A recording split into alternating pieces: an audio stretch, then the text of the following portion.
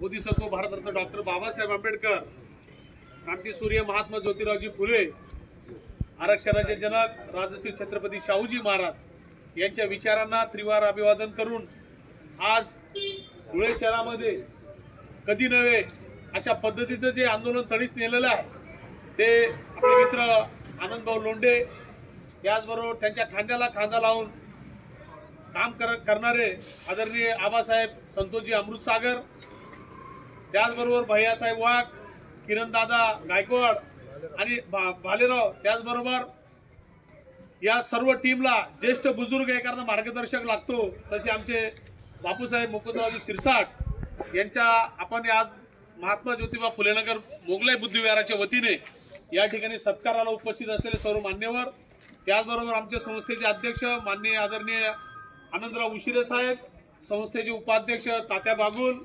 कार्याध्यक्ष रविभाऊ नगराडे, सन्माननीय सदस्य माननीय ईश्वरांना बागुल जाधव, चंद्रकांत बापू बागुल, चंद्रभान लोंढे, बाळासाहेब आहिरे, किशोरप्पा शिंदे, संगमाचोकचे सर्व मंडळी, चांगरे बंधू सर्व, बाविस्कर सर, डॉक्टर प्राध्यापक डॉक्टर भरत लोंढे, देवीदास घोडसे असे अनेक मान्यवरांच्या उपस्थितीमध्ये आपल्या सर्वांच्या साक्षीने आपण जिल्ह्यामध्ये हा पहिला सत्कार या टीमचा ठेवत आहे।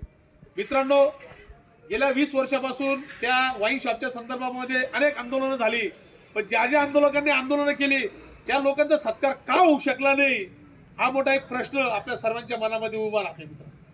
कारण आंदोलन करत असताना वेगवेगळ्या पद्धतीने आपण नियोजन केलं पाहिजे, वेगवेगळ्या पद्धतीने त्याचे प्रयत्न निर्माण केले पाहिजे, त्या पद्धतीने आपण आंदोलन कशा पद्धतीने आपण तडीस नेऊ शकू अशा पद्धतीचं नियोजन प्रत्येकाने केलं। पण हे आंदोलन एवढं यशस्वी का होतंय?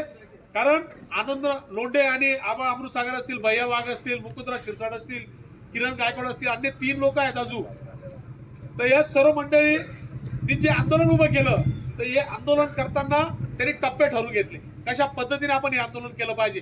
तर त्यांनी अगोदर रस्ता रोको केला, अगोदर निवेदन दिलं, रस्ता रोको केलं, त्याच्यानंतर त्यांनी इशारा दिला जर तात्काळ जर वाईन शॉप स्थलांतर बंद, आपली मागणी बंदची नाहीच, आपली मागणी आहे की ते वाईन शॉप हे स्थलांतर झालं पाहिजे, बाबासाहेब आंबेडकरांच्या पुतळ्यापासून ते हटलं पाहिजे, अन्यत्र ते कुठेतरी गेलं पाहिजे, ही आपली मूळ मागणी आहे। आपलं वाईन शॉप बंदला आंदोलन नाही, हे अगोदर आपण तरुणांनी लक्षात घेतलं पाहिजे।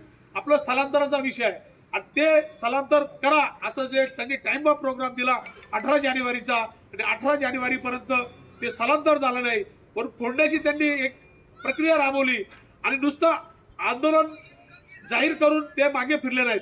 पण या सर्व टीमने, सर्व सहकार्याने, धुळेकर तरुण असतील, चेतन गायकवाड आपल्यामध्ये आहे, त्या तरुणाने मी तर असं म्हणेल रविभाऊंनी सांगितलं पॅन्थर ऑल इंडिया पॅन्थर सेनेच्या लोकांनी सुरुवात केली।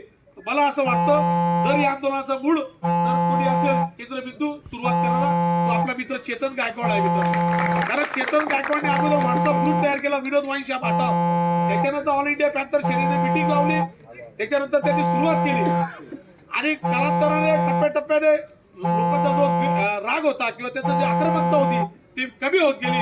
काय त्याला कारण असतील ते त्यांना ठाऊक।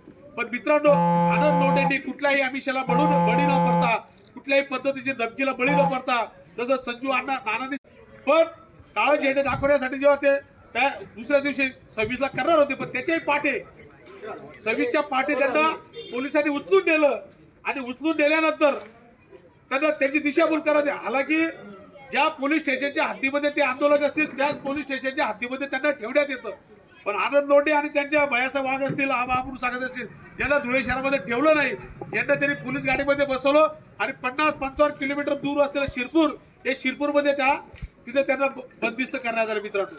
पण कुठल्याही आंदोलकाला पोलिसांना अधिकार नाही की ते आंदोलकांना लॉकअपमध्ये टाकतील, पण या लोकांना त्यांनी आंदोलन करणाऱ्या लोकांना त्यांनी लॉकअपमध्ये टाकलं। तिथे अनेक लोकांना मेसेज केला की आंदोलकांना मध्ये ठेवलेलं आहे, शिरपूर परिसरातील बरेचसे लोक गेले त्या ठिकाणी, त्यांना समर्थन त्यांनी दिलं। त्याचबरोबर ज्यावेळेस त्याच्यानंतर त्यांची पुढचा जो काही आंदोलनाचा भाग होता म्हणून त्यांनी तारीख डिक्लेअर केली आणि त्या दिवसापासून त्यांनी उपोषणाला सुरुवात केली। मित्रांनो, टप्पे करत असताना अगोदर आपल्याला धरणे आंदोलन करायचं असते, नंतर आमरण उपोषण करायचं असतं, पण पाणी प्यायचं असतं, पण आनंद लोंढे यांनी डायरेक्ट शेवटचा टप्पा गाठला आणि त्या आंदोलनाला व्यवस्थितरित्या हाताळलं मित्रांनो। आणि कालांतराने आमदार साहेबांची यामध्ये एंट्री झाली, आमदार साहेबांनी मध्यस्थी करून जे काही त्या संबंधित खात्याचे मंत्री होते त्यांच्याशी त्यांनी बोलणं केलं, त्याला निवेदन दिलं आणि नंतरच्या काळामध्ये ही प्रेस कॉन्फरन्स म्हणजे काय व्हिडिओ कॉन्फरन्सद्वारा ही मिटिंग करण्यात आली. मित्रांनो, आज जे जरी आपल्याला आपलं वाटत असेल की आपलं आंदोलन पूर्ण संपलेलं नाही, पण प्रशासनामध्ये ही दखल झालेली आहे की आता आज ना उद्या या वाईन शॉपला हटावंच लागणार आहे. कारण मित्रांनो, आजपर्यंत ज्या आंदोलकांनी आंदोलन केली तर ते आंदोलन करत असताना त्यांनी उपोषण किंवा धरणे आंदोलन केल्यानंतर स्टॉप केलेलं आहे आंदोलन.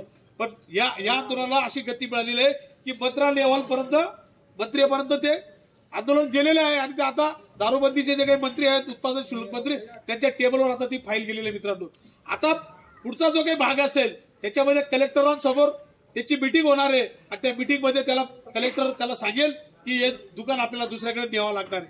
जर याच्या कारण शंभूराजे देसाई यांनी सांगितलं की आपण जर ऑर्डर करून टाकली स्थलांतराची तर तो कोर्टात जाईल आणि कोर्टात जर एखादं प्रकरण गेलं तर ते अटकून राहील कायद्याच्या ते लाल फितीमध्ये. म्हणून तसं न करता त्यांनी पहिला टप्पा त्यांनी केला की त्याला 10 दिवसाचं सील केलं. एखाद्या दुकानाला सील होणं महाराष्ट्रामध्ये मला असं वाटतं की आंदोलकांचं हे पहिलं आंदोलन असेल की महाराष्ट्रामध्ये एखादं दुकान दारूबंदी विभागाने सील केले. मित्रांनो, ही एक महत्वाची गोष्ट आहे. आता आपण म्हणू की आंदोलकांचा सत्कार करत आहोत. सत्कार याच्यासाठी करत आहोत तर कोणीही आपल्या घरच्यांनी जर आपल्याला 1 तास जेवण उशिरा दिलं तर आपण चिडचिड करतो, पण या आंदोलकांनी सतत 9 दिवस कुठल्याही गोष्टीची पर्वा न करता त्यांनी 9 दिवस आंदोलन चालू ठेवलं आणि एकदाही अन्नाचा कण त्यांनी घेतला नाही. मला वाटलं कधी कधी ते पाणी प्यायचे. आलं लक्षात?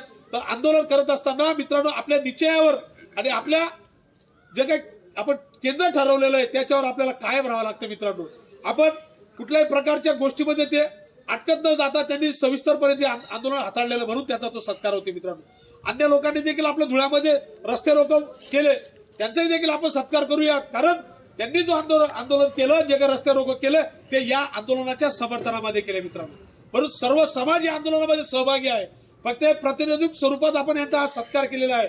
कारण मोगलाई फुलेनगर बुद्धिविहार मंडळ हे असं मंडळ आहे की ते ज्या कार्यकर्त्यांनी ज्या पद्धतीने काम केलं असेल त्याचा उचित मान सन्मान करण्याचं काम मोगलाई फुलेनगर बुद्धिविहार मंडळ आणि महात्मा फुले विचार मंच करत असतं. मित्रांनो, म्हणून हा आजचा सत्कार आहे. आपण सत्कार मूर्ती आनंद भाऊ येतं आपलं मनोगत व्यक्त करतीलच, पण संस्थेच्या वतीने बोलत असताना आपण जे काही आता संस्था आमची काम करत आहे तर ती काम करत असताना या उचित लोकांचा मान सन्मान केल्याशिवाय ती संस्था राहणार नाही. कारण ज्या लोकांनी समाजासाठी काही रक्त सांडलेलं आहे, आपलं अंगावरचा घाम त्यांनी गाळलेला आहे, अशा लोकांचे उपकार, अशा लोकांचा परिश्रम महात्मा फुलेनगर आणि मोगलाई फुलेनगर बुद्धिविहार हे कधी विसरणार नाही. मित्रांनो, या विहाराच्या मंडळाच्या माध्यमातून आम्ही अनेक असे मेडिटेशन सेंटर, विपश्यना केंद्र असलं पाहिजे, म्हणून 1 कोटीचं विपश्यना केंद्र शासनाने आपल्याला दिलेलं आहे. मित्रांनो, त्या विहाराचं आणि त्या वास्तूचं देखील आम्ही लवकरात लवकर भूमिपूजन करणार आहोत, ते काम चालू करणार. मित्रांनो, तर हा सत्काराचा कार्यक्रम याच्यासाठी आपण केला की ज्या लोकांनी समाजासाठी देणं लागतं ही उपकाराची परत. कारण समाज काय म्हणतो किंवा बाबासाहेब आंबेडकर म्हणतात, धन्य हो ते लोक ज्यांनी तन मन धनाने जे आपलं समाजाचं काम करतात, त्या लोकांसाठी बाबासाहेब आंबेडकर धन्यवाद व्यक्त करतात. मित्रांनो,